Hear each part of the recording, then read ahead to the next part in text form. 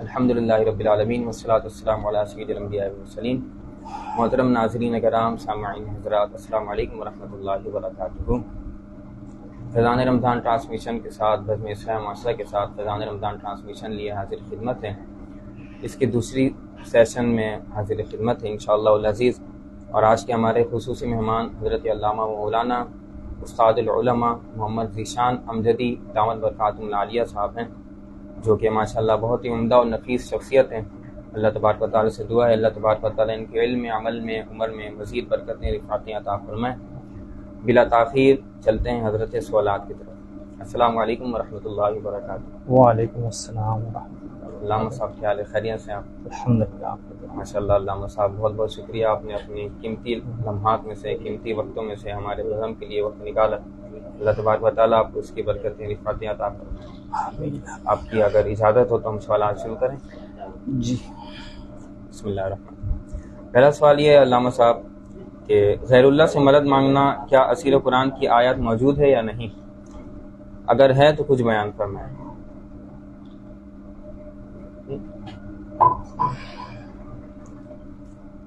الحمدللہ رب العالمین، والصلاة والسلام علی سید الانبیاء والمرسلین وعلی آلہ واصحابہ اجمعین، اما بعد۔ حمد و صلاۃ کے بعد سب سے پہلے میں حضرت علامہ مولانا مفتی شفیق الرحمان رضوی دامت برکاتہم العالیہ جو سربراہ ہیں بزم اصلاح معاشرہ کے، ان کا شکریہ ادا کرتا ہوں کہ ان کے توسط سے آج میری یہاں پر یہ حاضری ہوئی ہے۔ اللہ تبارک و تعالی ان کے علم میں، عمر میں برکت عطا فرمائے، اور ان کو مزید علم دین کی خدمت کرنے کی توفیق عطا فرمائے، اخلاص اور استقامت کے ساتھ کام کرنے کی توفیق عطا فرمائے۔ آپ کا جو سوال ہے کہ اولیاء غیر اللہ سے مدد مانگنا، تو پہلے اس کو ہم نے اس طریقے سے دیکھنا ہے کہ ہم جو زندگی گزار رہے ہیں اس میں ہم کس قدر ضرورت کے محتاج ہوتے ہیں۔ ایک انسان اپنی پیدائش سے لے کر قبر تک دوسرے انسان کی مدد کا محتاج نظر آتا ہے۔ پیدائش کے وقت دائی، اسپتال، ڈاکٹروں کا محتاج ہمیں نظر آتا ہے، اور پرورش کے وقت والدین کا محتاج نظر آتا ہے، تعلیم اور تربیت کے وقت اساتذہ کا، استادوں کا محتاج نظر آتا ہے۔ اسی طرح جب روزگار ہو اور رزق حلال کے حصول کے لیے بہت ساری چیزوں کا وہ محتاج ہمیں نظر آتا ہے۔ یہاں تک کہ میدان محشر میں بھی وہ شخص جو ہے حصول جنت اور دوزخ سے بچنے کے لیے آپ صلی اللہ علیہ وسلم کی شفاعت اور نیک اعمال سے مدد اور مستعین طلب کرنے والا ہمیں نظر آتا ہے۔ تو آپ اس سے اندازہ لگائیے کہ عام زندگی میں ہم جو ہے اس قدر مدد کے کیا ہے محتاج ہے۔ تو یہ یاد رکھیے گا کہ جو غیر اللہ سے جو مدد ہے یہ کیا ہے مجازی ہوگی اور اللہ تعالیٰ کی عطا سے ہے، اور حقیقی کارساز جو ہے وہ اللہ تبارک و تعالیٰ کی ذات ہے، کہ حقیقی مدد کرنے والی ذات اللہ تبارک و تعالیٰ کی ہے۔ دوسری چیز جو ہم دیکھتے ہیں کہ حضرت علامہ مفتی وقار الدین رحمہ بیان کرتے ہیں کہ فعل کی نسبتیں دو طرح کی ہوتی ہیں، ایک فاعل حقیقی کی طرف نسبت ہوتی ہے اور ایک فاعل مجازی کی طرف نسبت ہوتی ہے، اور یہ استعمال ہر زبان میں ہے، اردو زبان میں بھی ہے، عربی زبان میں بھی ہے، قرآن کریم اور احادیث مبارکہ میں بھی اس کا استعمال ہوتا ہے۔ تو وہاں پر ہمیں کیا ہے جو بات کرنے والا ہے، جس کو ہم متکلم کہتے ہیں، اس کے اعتقاد پر کیا ہے سارا دار و مدار ہوتا ہے۔ اس کی ایک مثال میں آپ کے سامنے رکھتا ہوں۔ ایک لفظ ہے، ایک جملہ ہے، انبت الربیع البقلہ، کہ موسم بہار نے سبزہ اگایا۔ اب یہ جملہ ہے، اب آپ اس میں یہ دیکھیے کہ اپنا سبزہ اگانے کی جو نسبت ہے وہ کس کی طرف ہو گئی؟ موسم بہار کی طرف۔ اب آپ یہ دیکھیں کیا موسم بہار سبزے کو اگاتا ہے؟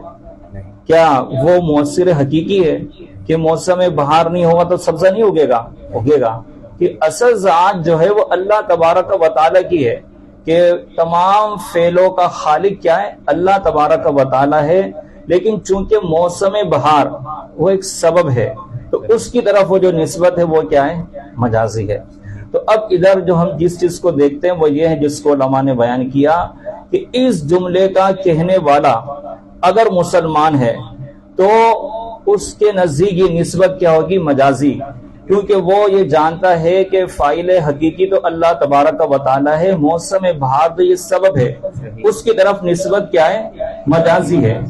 تو یہ ہے۔ دوسری بات، اگر یہی جملہ اگر کافر کہے گا تو وہ کیا ہے؟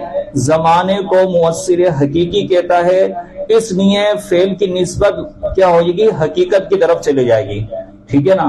تو یہ استعمال ہر زبان میں ہے۔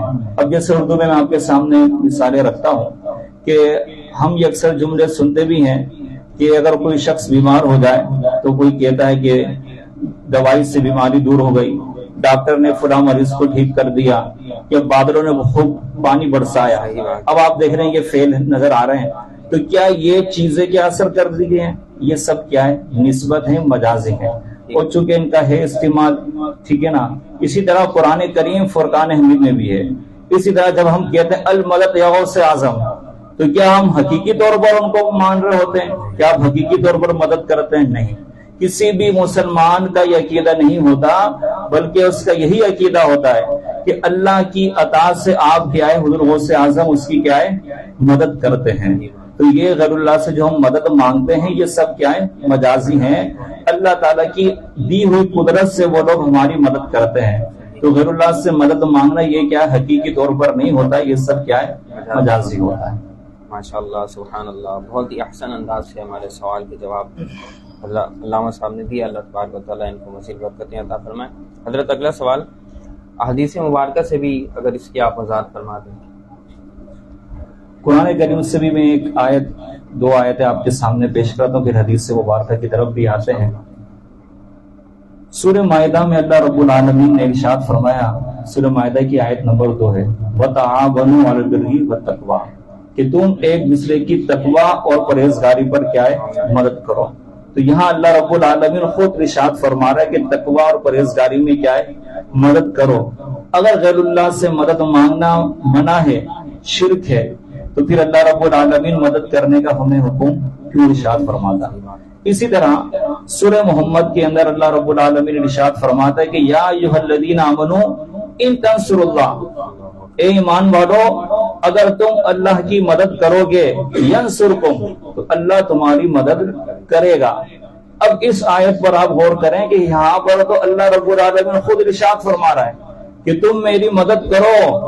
اگر غیر اللہ سے مدد مانگنا منع ہے، غلط ہے، شرک ہے، تو اللہ رب العالمین یہ بھی ارشاد فرماتا، اور پھر یہ بھی فرماتے ینصرکم، وہ تمہاری مدد کرے گا۔ تو اس سے پتہ یہ چلا کہ یہ غیر اللہ سے مدد مانگنا کیا ہے؟ شرک نہیں ہے۔ اب آجائیں احادیث مبارکہ میں، بے شمار احادیث مبارکہ اس حوالے سے موجود ہیں، ایک چند آپ کے سامنے پیش کروں گا۔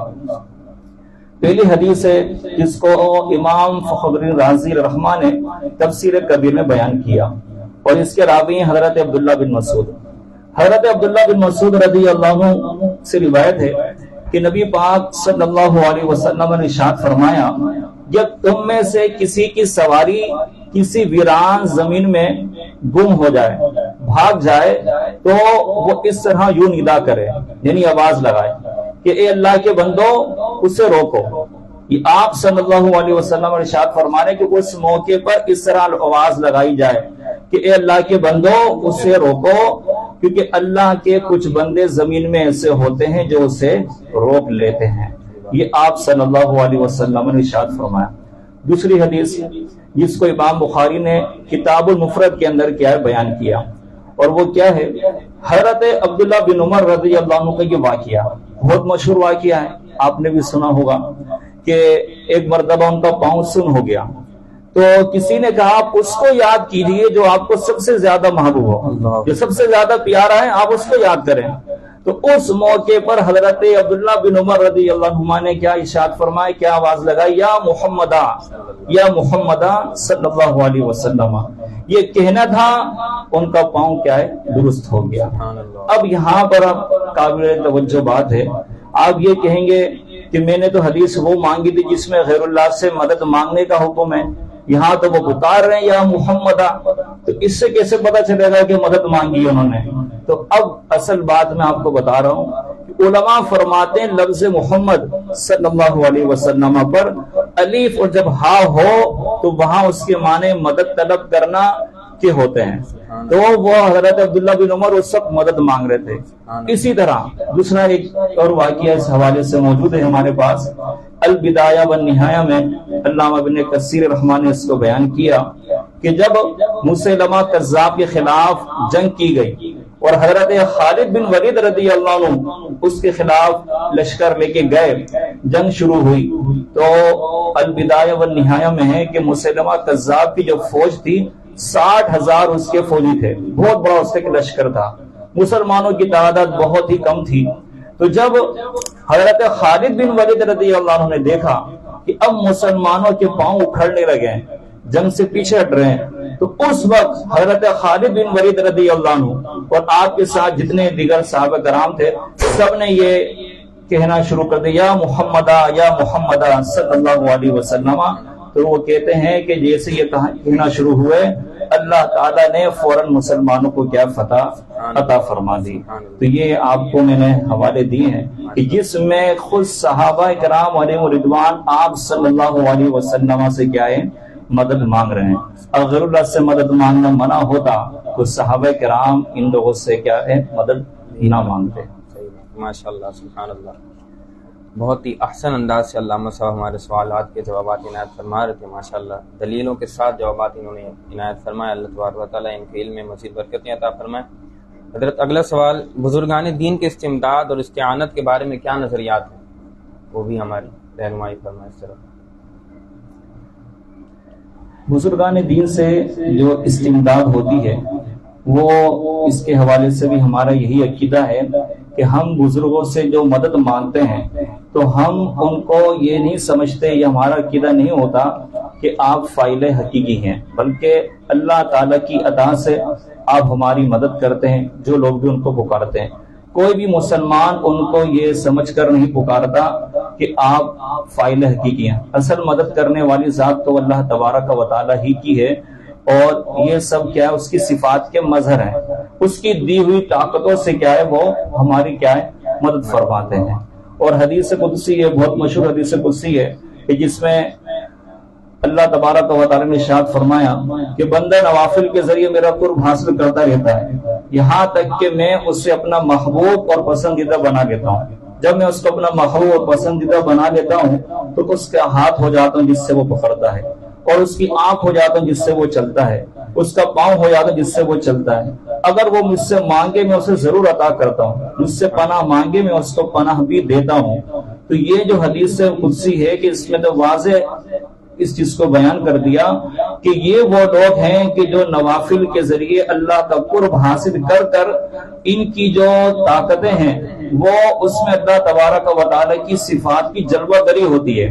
پھر یہ کیا ہے، جب مدد کرتے ہیں تو پھر یہ کیا ہے، ہماری مدد کرتے ہیں، اور جو بھی ان کو پکارتا ہے اس کی یہ مدد کر رہے ہوتے ہیں. تو اصل تو اللہ تبارک و تعالیٰ نے ان کو وہ طاقتیں دی ہوتی ہیں جن کی وجہ سے یہ ہماری مدد کر رہے ہوتے ہیں. سبحان اللہ، ماشاءاللہ. بہت ہی احسن انداز سے ہمارے سوالات کے جواب علامہ صاحب نے عنایت فرمائے. اللہ تبارک و تعالیٰ ان کو مزید برکتیں رفعتیں عطا فرمائے. ناظرین کرام، سامعین حضرات، اسی طرح ہمارا دوسرا سیشن بھی اختتام پذیر ہوا. میں علامہ صاحب کا بہت مشکور ہوں، شکر گزار ہوں. اللہ تبارک و تعالیٰ ان کو مزید برکتیں رفعتیں عطا فرمائے. ماشاءاللہ، بہت بہت شکریہ علامہ صاحب. دعاؤں میں یاد رکھیے گا انشاءاللہ. ناظرین کرام، ہمارا آخری سیشن، دوسرا سیشن بھی اختتام پذیر ہوا. انشاءاللہ جلد پھر آپ سے ملاقات ہوگی. جب تک ہمیں دیجیے اجازت. دعاؤں میں یاد رکھیے. السلام علیکم ورحمۃ اللہ وبرکاتہ.